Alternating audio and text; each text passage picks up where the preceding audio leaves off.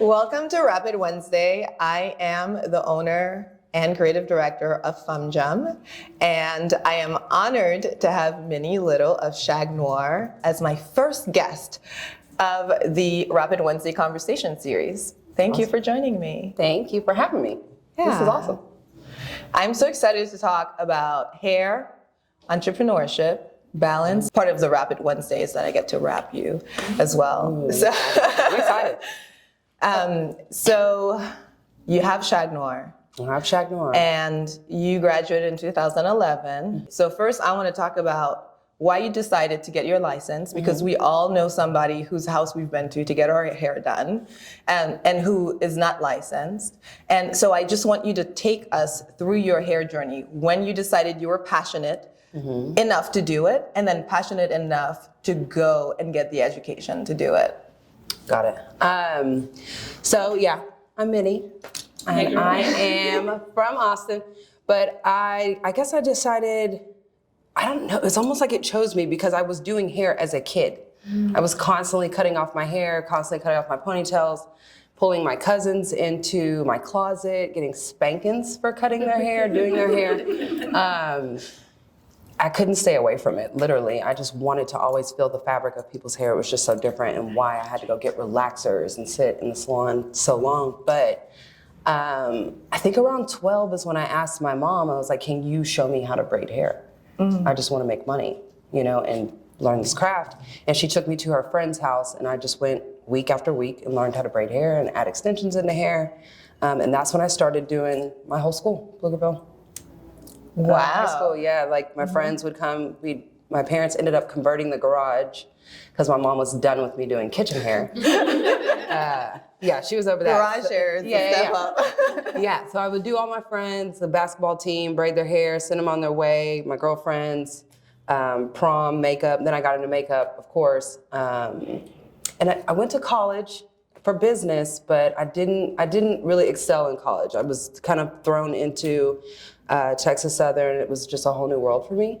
And I was still finding ways to do hair there. And my parents weren't sending me money.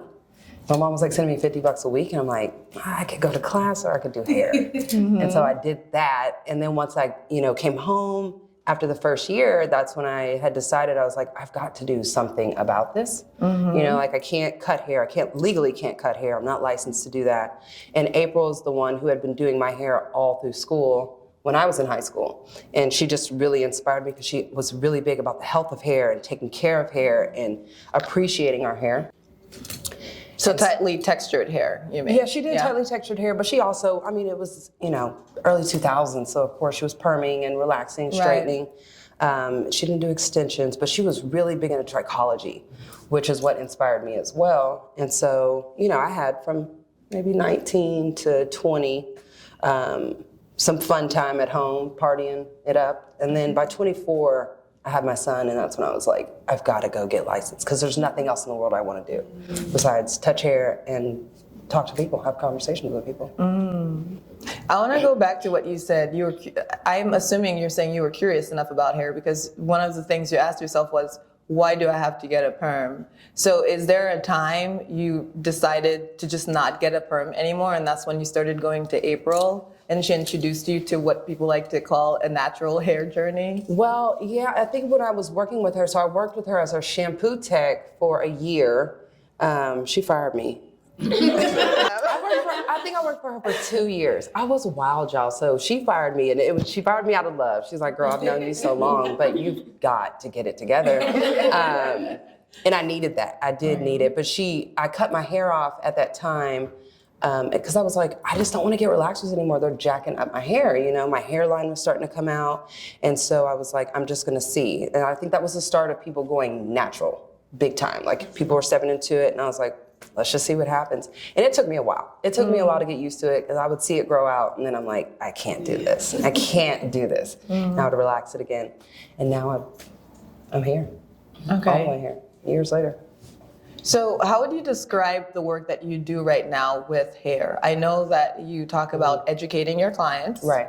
And you're known for your cuts and coloring. Right. So why did you decide to focus on both? I stepped away from coloring during the pandemic, and that was because I started to get contact dermatitis. And so the toxicity of some of the color lines were bothering me. And considering what women of color have dealt with the products being in the color lines and the relaxers, is what made me second guess, like, is this really the best option that I can make? So I went back to it. I went back to it because I really needed to sit back and, educate myself as well as educate my clients on the choices that they were making. And I knew that I was good at color because I love art and I love, I grew up painting and drawing. So I didn't want to exclude it completely.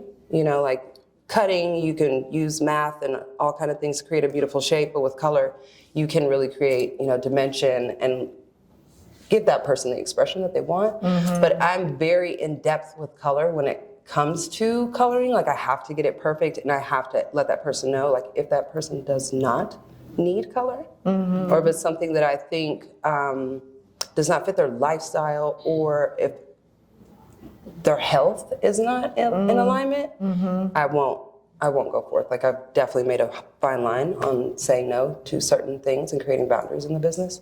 Mm-hmm. So I guess, the way I've just approached it is, I don't know, I've always just loved the art of coloring. Mm-hmm. It just took me a while to kind of understand, like, how am I going to charge for this? How am I going to speak to the client about this and help them understand, like, you can go gray. It's fine. You're not right. You're not ugly because you're gray. Like, so if I reached out to you, mm-hmm. and I've never come to you before, right, and I wanted to get, I don't know, some kind of like cut, right? Like some kind of style cut that I saw somewhere. Right. What would you say to me?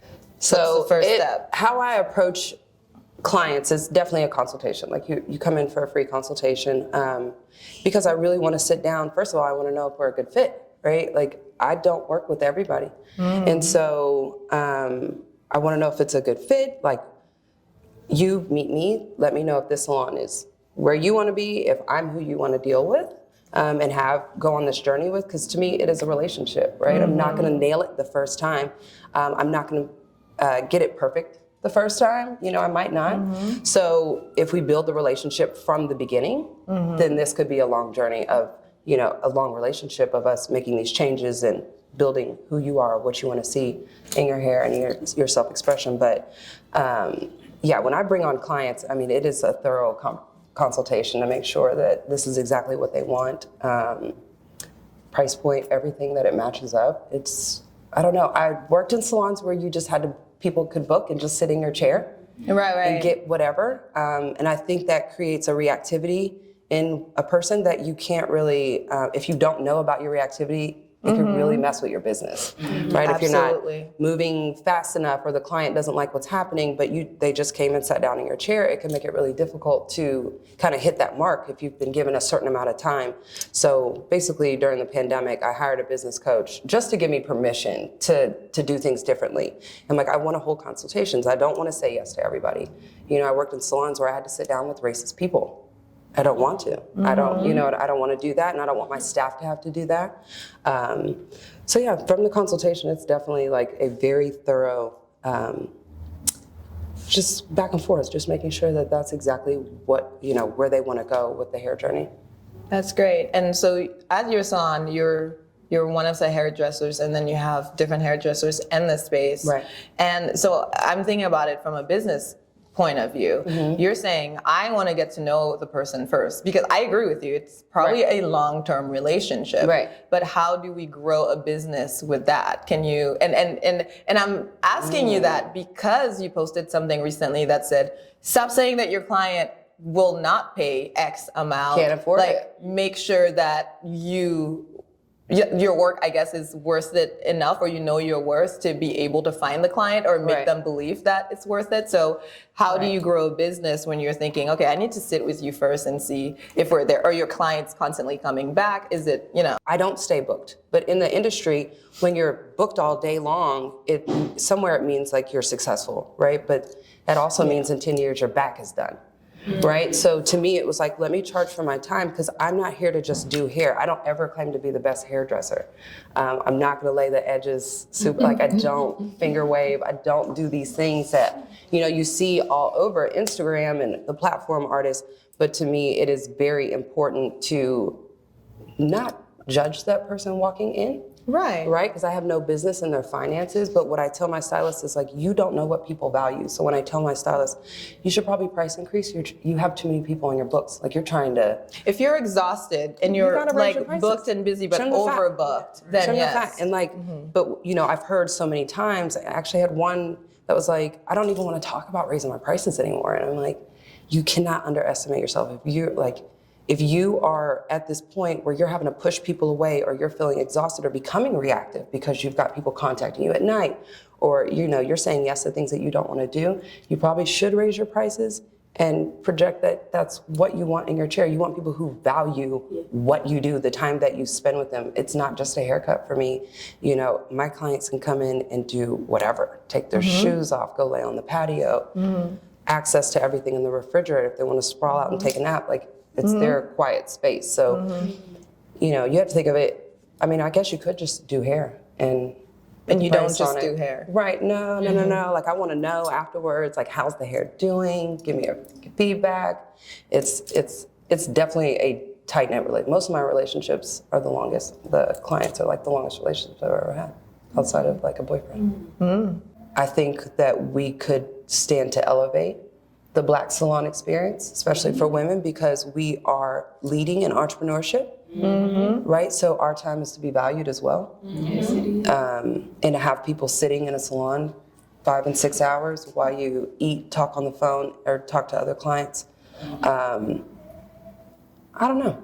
I'm not for it. I mean, I get it, and it's part of the culture, but also I feel like we could rise a little bit further above that, seeing that we are making moves and we don't have time to be sitting in the salon. Our time is to be valued just like anybody else's. Yeah, I definitely understand and appreciate the need for an elevated experience and having people knowing their value and their worth. Right. And, you know, I mean, at the end of the day, we need options.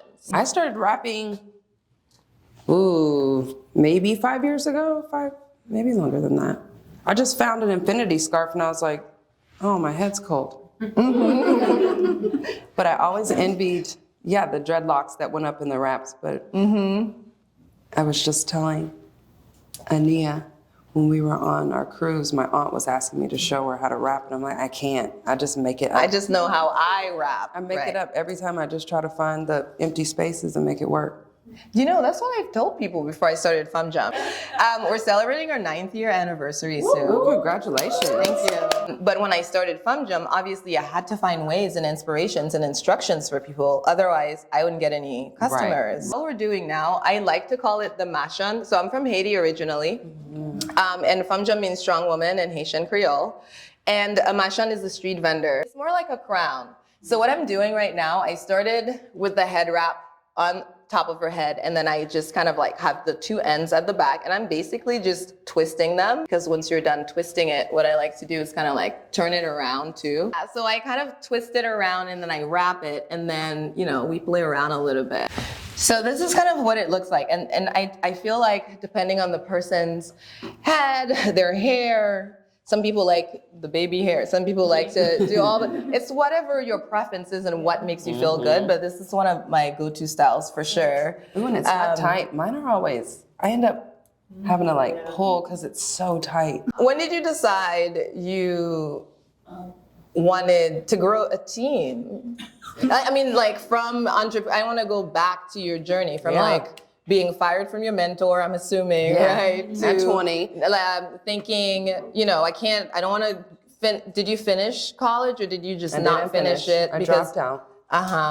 That's all amazing to hear, because there are so many paths you could take. And, you know. I dropped out. I don't know how much y'all really want to know about me, but I mean, I really started to spiral after I dropped out. And so I experienced a lot of, you know, going to jail. I got in trouble a lot. And when I decided that I had to go to hair school is when I had to like change the trajectory of my life. Because I was just getting in a lot of trouble and I couldn't seem to get away from it. And then after I got out of hair school, I worked at a salon off 38th, Urban Betty. And I was there for about 5 years, and then I went to go booth rental. And I remember at the 5-year mark when I told my salon owner at the time, we're cool now, we have made amends, but she'd said some of the craziest things to me. And I just was like, I'm gonna show you. I will show you. I'll show myself that I can do this, because she just told me, financially you can't do this. It's gonna be hard. It's too hard to do by yourself. And I'm like, well, you did it. So how is this gonna be that hard? You didn't go to college at all. But when I went to go rent a chair, I did that again for about 4 or 5 years. And then during the pandemic hit. And so I was like, oh my, what am I gonna do? So the pandemic hit, and she was taking us down to about 2 days a week. And I'm like, there's no way I can survive off 2 days, working 2 days a week. So I went and got a space at the Bowie. And then I got the cops called on me there because they didn't believe I worked there. Good. Wow. So I wasn't able to retrieve my car that night. They called the police on me. And I was like, I'm done. I'm going to go where people look like me. So I met up with Charisse. We went to go have lunch, and she took me to go meet Rich, who owns Rich's Art Gallery. And I was like, where can I sign the lease? Because I know I can do it. And the number was high. I mean, it was high, and I didn't have any money. And I just was like, I'm just going to put all my faith that I can do this. I cashed out all my investments. And I had a client that I had seen twice write me a check for $25,000. It was like, I believe in you. it's not our money, yeah. And I don't care what you do with it. Figure it out, like, have fun with it. And I didn't even know how to cash the check. I was like, I don't even. I was like, oh my gosh, I was just crying, you know? Because I knew her story. She had told me her story, but I was like, I don't know how to cash this check. Where do I go? So I just put it in my investment account, and I just spent it all in the salon.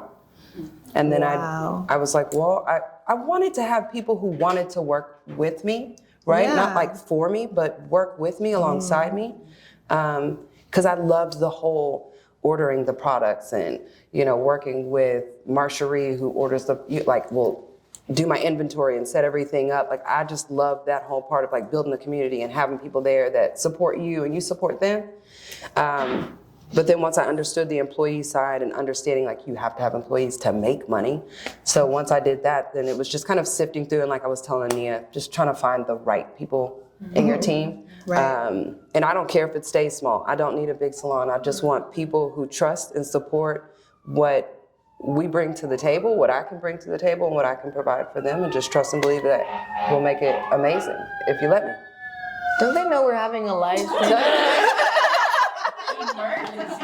No, that was so beautiful to hear. Oh, thank you. But just kind of like your philosophy and how I'm a big believer in service. I believe that's just kind of the core of everything. As a business owner, even, because once you're beyond the service, then like, what are you doing anymore? Yeah, and I love that part. So it's been a struggle hiring. I think I want to give everybody an opportunity, right? So in terms of your salon right now, you said you don't need a big salon. So what are your main goals, or have you already reached them and you're just fine? I mean, if I could stay in the building that I'm in forever and just redo it, I would be set. But it's a struggle. So my goal is to own. And that has been hard, like getting funding, because I run it all from bootstrap. So, yeah. Basically, like the check I was given, and then it's it. And what we bring in is how I keep it rolling.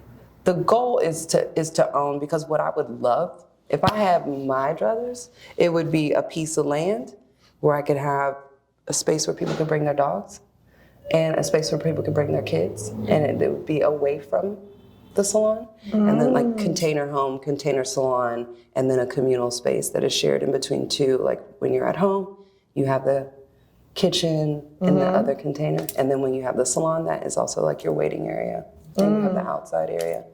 So long term, I guess, I don't know, we'll see. We'll see. Amazing. All right, Let's talk about balance a little bit. Okay. Because you had a child in your 20s, and you have this business now, and you're clearly very passionate about it. Yeah. And you're trying to grow it in a different way, right? So What do you think is balance? Is a balanced life for you as an entrepreneur and a mother? Balance to me is difficult. It is difficult because I love what I do, so I find myself constantly trying to find ways to post, ordering stuff, trying to make things better in the salon. But I think I'm learning. It's been years of learning how to say no to certain things that I don't want to do or that I can't physically do. Like, I'm just like, I have to go to bed. But that one. Same. Yeah. I think for me right now in this stage of my life, I feel like sometimes you just have to prioritize one thing over the other, thinking this was going to be a hard week for work, but also checking yourself when it's like, it can't be every week. Yep. You know, because then what about your children? That was a hard decision for me to make with sending my son to Seattle. And I had like a lot of issues with that at first, but going back to balance, like I was just juggling too much. And his dad is awesome, but I think there was a part of me that didn't want to. My ego did not want to just send him there. But once I opened the salon and I was just doing so much, and I knew my son, he's amazing, but he was sitting at home. So my thing, I was thinking, well, I'll let him come to the salon, clean. I had him on payroll, trying to show him the whole things. He got his credit card, and I'm like, listen, if you save, we'll put money in your 401k if you want to show up to work. And 13 hit, and he's like, I don't care. I don't need $100. You know what I mean? Like, I don't need $100. I'm just gonna call my pop, and he'll take care of it. So me trying to balance him and coming home and cooking and, trying to date and work and hire people and create content, it was chaos. And as a single mother, absolutely. My therapist couldn't do enough. Societally, I thought that I had failed as a mother by making this decision, but it was the best decision that I could have ever made for him to have. I was like, I just want 4 set of eyes on you because I need excellence out of you. So you're going to go with dad who can take you to the sports, all the things, sit in school with you, because I've got to build this You're building. for you. Right. And I thought sending him to be with his dad would really break me, but it has allowed me to really, I was like, I wish every mom could do this. So do you like Austin? Do I like Austin? Yeah. I like Austin. Okay. I think it is serving me in all of the ways I need to be served right now. Right. I don't think it really fulfills me creatively, but all of the other areas, like, I can still be creative, but not the way New York fed it. It was like this constant, I couldn't even be looking for it. Here I have to grab my magnifying glass. I'm going to create a base. This isn't the style. I just like using this because it's just a lightweight and I want to pair it or layer it with another head wrap. The trick to any head wrap style is that you want to create a base for the head wrap style you want to make. So if you want to create something up here, you're going to create a little bun up here in order for it to be the base, right? Because I feel like this would look good with the khaki. Ooh, yeah. Just a little pop of red. And then I'm going to take this head wrap that I really want to show, and I'm going to place it on top of that one. Is that one more like a stiffer fabric? It is. So it's one of our wax print fabrics, and you could do all kinds of different structured styles, but I'm just going to kind of mold it around this. So the first step is knowing that you have a long side and a shorter side. And I'm going to take that shorter side here, just going to cross that over. We want it slightly longer to kind of go. My trick is you want it to go and tuck underneath that little bun you've created. So then there's no movement as you kind of frame your face and go around. Ooh, so this part right here, we're gonna fix later, because a lot of people think as you're doing the style, the head wrap already looks perfect, but you just need to get it on. Turn this way for me. I'm gonna tuck it in. And then once I'm done with that, I'll go in and then turn around, and I'll go and mold it around the bun. Nice little V. So I wrap it around that bun and I create that shape, and you could see there's volume there, and you wouldn't know if she had short hair or not. Did you see that one? Oh, you tilted it in a way. I don't know. Which style do you like better? Oh, I like this one. Yeah, I knew you. This is how I wrap mine. Well, not how I wrap it, but that's how I try to build it up. Yeah. Yeah. No, I would say definitely. If I saw you like this, I would think this is how you wear your head wrap all the time. I really enjoyed this conversation. Same. Thank you so much for coming and sharing your amazing story with us. I'm so glad you shared so many of your past with us too. And I don't know if you're writing a book, but maybe. I started one, but I don't think it my takes mom can't time read it. when the I have to put this one. You like this one? Oh, yeah. Yes. Yeah. You can see it, right? This. Yeah. Isn't that? Oh, I think it's that papa bread. I love that. Ooh. Yes.